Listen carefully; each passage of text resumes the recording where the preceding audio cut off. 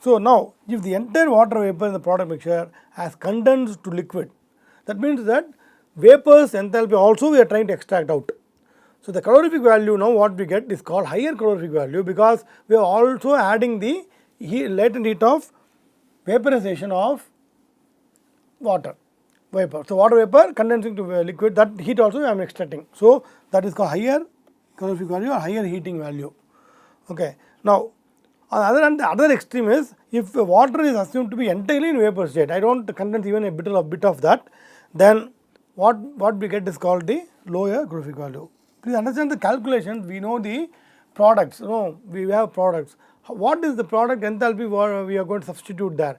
Whether it is vapors enthalpy, so for example water, what enthalpy value I will substitute, whether it is corresponding to the vapors enthalpy or liquids enthalpy, that will make this difference basically. The difference between the higher calorific value and the lower calorific value is nothing but the latent heat of vaporization of water at the given pressure basically. Okay. So now this gives some definitions like heat of reaction, negative of that is heat of combustion. Now when you do the reaction in controlled manner, so that the reactants enter at 298 and finally products are cooled to 298 Kelvin, it is called standard heat of reaction. So negative of that is the standard heat of combustion or calorific value or heating value. In the calorific value or heating value, you have two values that based upon whether the water in the products what state it is in, like it is in liquid or vapor. If it is in liquid, then you have already extracted the latent heat of the water also to the surroundings. So what we have extracted is will contribute to what is called higher heating value or higher calorific value. When the water is entirely at vapor state, it is lower calorific value, but you can see that when you really get some of the water may condense and some may remain in vapor state. So we will get the values in between these two. The difference in between these two is only the latent heat of water. Okay. Now how will we calculate enthalpy of the mixture? So we already seen that molar specific enthalpy, as I said, I can also put a overhead bar. For convenience I have dropped it. Molar specific enthalpy is joule per kilomole of each species. So when I say HI bar overhead bar, I mean this is the molar specific enthalpy of the ith species in joule per kilomole. Okay. Now number of moles of each species, this ith species is Ni. Then I multiply these two. So this is in kilomole. So when I multiply this, I get the net enthalpy of the ith species. So add like that all the species. So sigma Ni Hi bar, that will give the mixture's enthalpy in joule. Okay. So joule or kilojoule. Okay. So now for this, how will you calculate? So by equation you know what are the Ni values. Okay. That is itself is not so easy. We will see the product is not so straightforward to calculate the Ni's. So that involves what is called chemical equilibrium and so on. So let us see that later. But how will you first calculate Hi bar or Hi? So just for convenience I am leaving the overhead bar. Whenever there is a molar base quantity, it is customary to put a overhead bar like this. So now for convenience I am dropping it for writing the equation. Okay. Now if you see this, the enthalpy of a particular species, okay, it is called absolute enthalpy or standard enthalpy. So standard enthalpy is calculated as the sum of two terms. One is called HFI, enthalpy of formation, F is formation of the ith species, and this is calculated at a temperature of 298 Kelvin. So this is enthalpy of formation of the ith species plus delta Hi at the temperature of T. That means if you add heat so that the temperature of the species increases from the reference state of 298 to any given temperature T. Okay. So now you are adding some sensible enthalpy to this. So this part is the sensible enthalpy part. This is enthalpy inherent. When the species is at 298 Kelvin, this enthalpy is, this energy is possessed by the particular species. So, that is the enthalpy formation of the species. When the species forms and it is at 298 reference state, this is the energy level what it has in it, the enthalpy. Okay. But when you heat this, you are adding some more energy to the species, that is called sensible enthalpy. If you add these two together, you get the HI calculated at any temperature T. So, this is what is this. So, this is calculated at any temperature T. Okay. So, I was told that enthalpy of individual species called standard enthalpy, you can also say absolute enthalpy.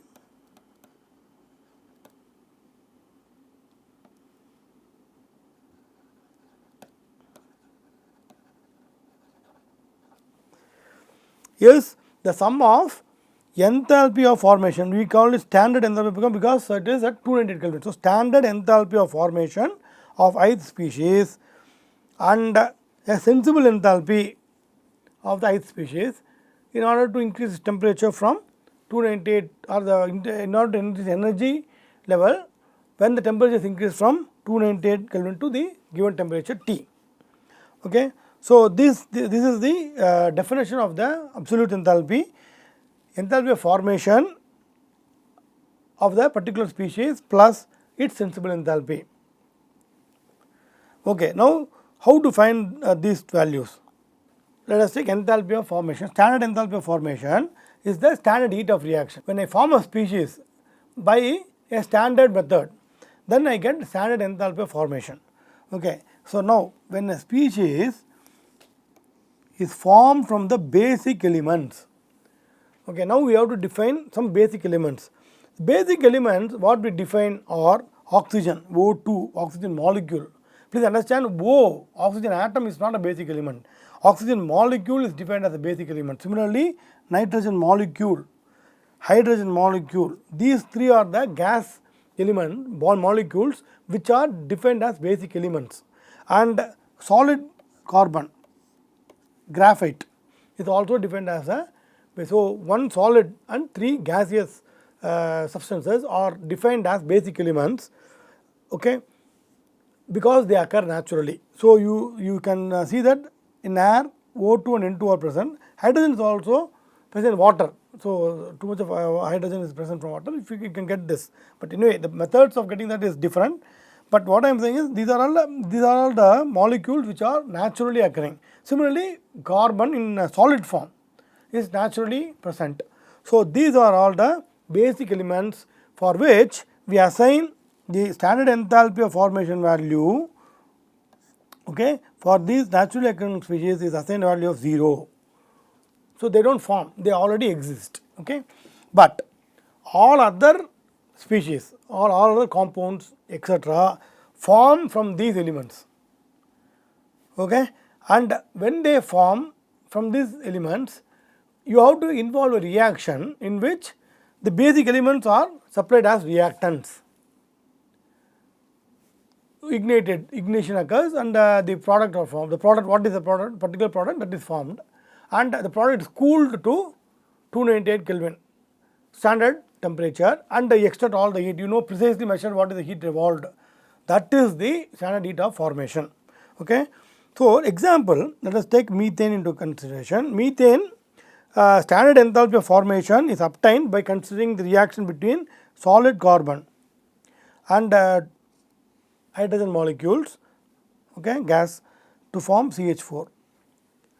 Now, these are the reactants for which enthalpy formation is 0. So, graphite, solid carbon or hydrogen gas, enthalpy formation of 0. So, the reactants are at 298 Kelvin. So, 298 Kelvin the enthalpy is 0 because the enthalpy formation are set to 0 now already. Now, products are formed. So, you know what is the heat we are extracting from this. So, apply first law to this reaction. For example, Q will be equal to H CH4, the product is CH4, okay, minus, okay, I will write in this small, okay, HCH4 minus H reactant, it's a capital H reactant, the mixture, because it is a mixture here. So, now this is 0 because it is separated 298 Kelvin, and 298 Kelvin only heat of formation is going to be substituted. But as I told earlier, the basic elements H2 and C are the basic elements for which the standard heat of formation is defined as 0. So, HR equal to 0. So, whatever Q I measure out of this experimental setup, that is nothing but the enthalpy of formation. This is why I will put a formation here, because this is formed from the elements and this is a formation reaction. So, that is the only species which is formed. So, del HFCH4 will be equal to the Q. The Q what we measure precisely. Okay. So, consider this reaction and ignite it. Reactant are initially at 298 Kelvin, so that the enthalpy of the reactants is 0. Products are formed and they are extract heat, so that they cool to product. The only product is this CH4 here. So, we can say product is formed and it is cooled to 298 Kelvin, and heat transfer is accurately measured. Q is measured accurately. Once the Q is measured, you will get that Q is equal to the enthalpy of formation of CH4. That is called standard enthalpy of formation of CH4. Okay. Now, you can note that the enthalpy of the reactant mixture is 0, that I explained here, because of the constitution of that mixture is basically from the naturally occurring elements, and it is separated at 298 Kelvin. But if you please see that if you increase the temperature of the reactants, then the enthalpy of reactant will not be 0, because the sensible enthalpy will be added to that. Since they are applied at 298 Kelvin, only enthalpy of formation, which is assigned a value of 0, contribute to HR. So, the value is 0, the mixture's value is 0. Okay. Now, this is one of the techniques. Another technique is you can use bond energies, okay, to determine the enthalpy of formation. Okay. So, chemists do that. So, bond energy is basically, if you break a bond, some amount of heat has to be supplied. When a bond forms, then some heat is released and so on. So, based upon this, say for example, again the energy of the bond is determined by whether it is a single bond, double bond, triple bond and so on. So, again there is a way to calculate the standard enthalpy of formation using bond energies. So, I am not going to go into detail of this, but you have to understand that enthalpy of formation of a particular species is nothing but the standard enthalpy of reaction when the species is formed from its basic elements and the product is cooled. The product is the same species, it is cooled to the reference temperature of 298 Kelvin. Okay. So, that is the enthalpy formation, the first part of the enthalpy which is contributing to the standard enthalpy or the absolute enthalpy. Now, sensible enthalpy. Sensible enthalpy again molar based, joule per kilomole of a species is energy added during the increase of temperature from 298 Kelvin to the given temperature T.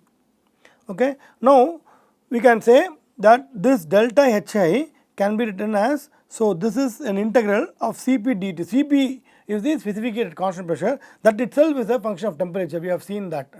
So, since H is a function of temperature, Cp is an ordinary derivative now because of the ideal gas. So, Cp is ordinary derivative. So, Cp of any species, okay, we can write as dHi by dt. So, this is used here. So, any difference in this, so from temperature we say 298 Kelvin to any temperature, this is this integration is done, and Cp itself is a function of temperature. So, this can be a polynomial. So, A plus Bt plus Ct square etc. So, this may be a polynomial. So, if you substitute this and integrate this between these two temperatures, you get the sensible enthalpy. You can also use tables, we will come to that later. Okay. So, sensible enthalpy of a species is the energy added due to an increase in the temperature from the reference state of 298 Kelvin to a given value of T.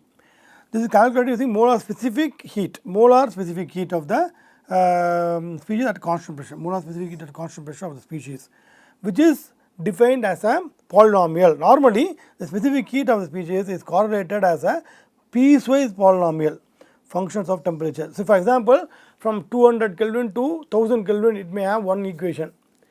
Coefficients have different one particular set of values. Similarly, when the temperature range increases from 1000 to say 3000 Kelvin, you will have another set of values for the coefficients. So, this is piecewise polynomial. So, such correlations are available. for every species, several species, like say for example it may be CO2, CO, CH4 and so on. For every species we get this. So once you know that, you can find the sensible enthalpy, or you can also use tables, okay, so where the sensible enthalpy itself is tabulated as a function of temperature. So both can be done. Similarly, the standard in enthalpy formation also, okay, is a constant value, at 200 only one value, that is also available for several species. Okay. Now, for example, if you take our standard textbook, what we have suggested, like Stephen Turn's An Introduction to Combustion, in the appendix part of that, several tables are given listing the enthalpy of formation as well as the sensible enthalpy values. They have listed that. Or you can also choose NIST database, which is actually available in this website. So webbook.nist.gov chemistry. If you go here and type the species what you want, you will get all the details about that, whether it is whatever state you want in that. So for example, gas or liquid, anything, and you can find this correlations, etc. you can find. Okay, so these are normally used. We will actually use standard textbooks, okay, which is for our calculations, etc. We can use standard textbooks, and end of the textbook appendix will give the values of these.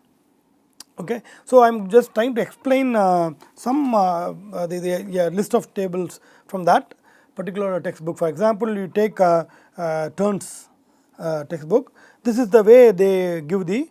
So this is the table which will be which you will see in the end of the textbook in appendixes.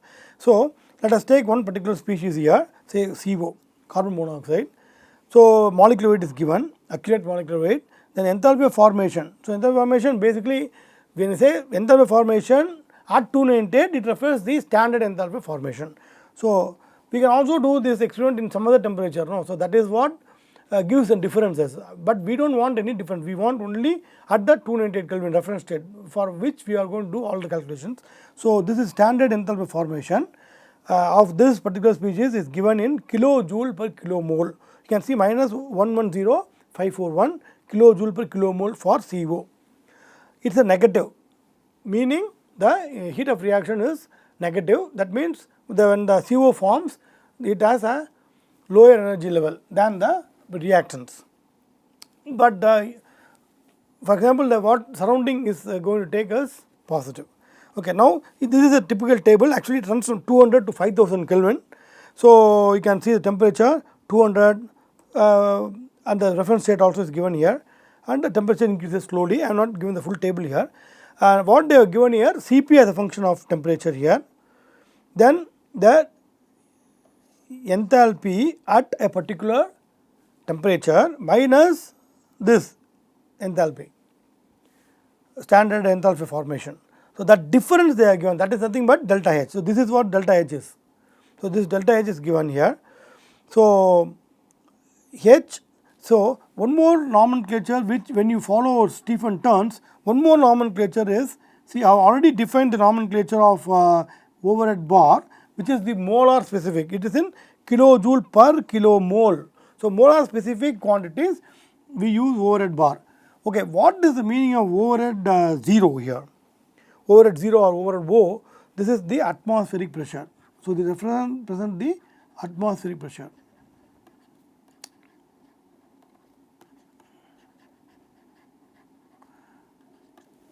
Okay, so the experiment has been done in 1 atmospheric pressure. So that is what it means now. So anyway, enthalpy does not depend, when it is an ideal gas, the enthalpy does not depend on the pressure. So it is only temperature based. Okay, now so for us this is based upon this is important, and this column is important. Other columns are not important for us. We do not normally use it. Entropy sometimes we use, but this column is not required for us basically. We do not need to use it. Actually, they are trying to list the enthalpy formation, the HF of T as a function of temperature. So this is this a total enthalpy or what is not clear, actually clearly defined, but we do not normally use this in any calculation. So we use the enthalpy of formation here, what is given here, plus the sensible enthalpy which is given here. So the absolute enthalpy or the standard enthalpy of a species at a particular temperature. So let us take enthalpy of CO at 400 Kelvin will be equal to, this is the absolute enthalpy, will be equal to enthalpy of formation HF of CO plus delta H of CO at 400. So, this is from this table is written as minus 110541, which is enthalpy of formation. It is given here, plus we can say take the value of delta H here itself. So, 2979 at 400 Kelvin. So, plus 2979, that will be the value of HCO at this.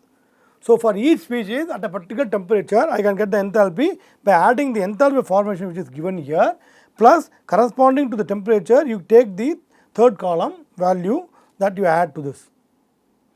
So, if you add these two, you will get the enthalpy of the particular species at a particular temperature. Okay. So, for this is for the heat calculation, I need enthalpy data, I do this. Okay. Now, if you go to chemical equilibrium calculations, we will see next that you need Gibbs free energy value. The Gibbs free energy value as a function of temperature you need, that is what is given here. Okay. So, this we will use in our calculation. Please understand that there is a definition of what is called Gibbs free energy of formation. Okay. So, like when you have enthalpy formation, Stephen Terns also define a quantity called Gibbs free energy of formation. So, okay, so you have to be very careful when you use some other table rather than Stephen Terns. You can also calculate this Gibbs free energy. I will come to that a little bit later. When you use this, you have to use this table, corresponding values of this table only for all the species. When you do the calculations, you cannot interchange the tables. For enthalpies, you can interchange the tables, you will not get much difference. But when you use Gibbs energy in all other textbooks or the NIST etc., you do not get the Gibbs energy of formation. But here in Stephen Terns, basically they have given the Gibbs energy, free energy of formation. So, using that also you can do the equilibrium calculations, which you will see a little bit later. Okay. So, this is the typical table what we will use for all the species. Similarly, see, this is for CO. Similarly, you will get for O2, CO2, H2O, H2, OH, N2 etc. So, based upon that you will be able to select. So, if you take for example, instead of CO you take O2, you will see that enthalpy formation of O2 at 298 will be 0. Okay. So, you will see that. Okay. So, based upon these tables you can do the calculations. We will come to that little bit later when you do the problems. Okay. So, enthalpy tables are used to calculate the enthalpy, standard enthalpy or absolute enthalpy of each species, and you calculate the enthalpy of the mixture. Okay. Now, I will give this graphically. I have given this. So, for example, O2, when you say absolute enthalpy or standard enthalpy, that versus temperature, you will see enthalpy increases with the temperature like this. Okay. Now, I have taken two things. One is O2. So, this is the 298 line. So, this is 298 Kelvin line. Vertical line what I have put here is 298 Kelvin.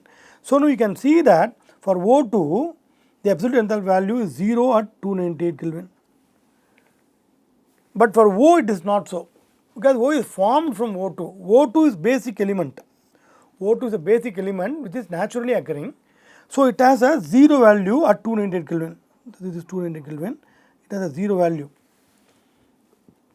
Okay. On the other hand, so this is called heat of formation. So, this is a value of 298 Kelvin for O. So, heat of formation of O is this value. What I have put here, this value is the heat of formation of O. So, O is formed from O2. So, O2 giving 2O. Okay. So, this dissociation reaction requires energy from the ambient. So, this is positive. So, the enthalpy of formation of O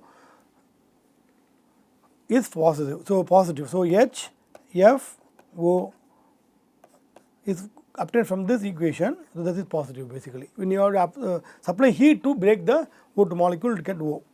Okay. Now, when I say, so now let us take some other temperature, say 4000 Kelvin temperature line, and try to get the value of H for O2 and OO. Okay. So, for example, here, so this will be the H of O2 at 4000 Kelvin, correct.